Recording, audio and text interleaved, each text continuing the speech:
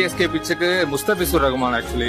So he is a very good actually death bowler. அதுவும் இந்த slow ম্যাচের উপস্থাপকের প্রশ্নে মোস্তাফিজকে নিয়ে একই বললেন মহেন্দ্র সিং ধোনি। জানতে হলে দেখতে থাকুন পুরো ভিডিও। দর্শক, প্রথম দেখায় মনে হয়েছিল আজকের ম্যাচটি হয়তো জিতেই যাবে মোস্তাফিজুর রহমানের দল চেন্নাই সুপার কিংস, কিন্তু শেষ পর্যন্ত আজকের ম্যাচটি আর জিততে পারল না চেন্নাই। তবে আজকের ম্যাচেও বল হাতে দুর্দান্ত ছিলেন মোস্তাফিজুর রহমান।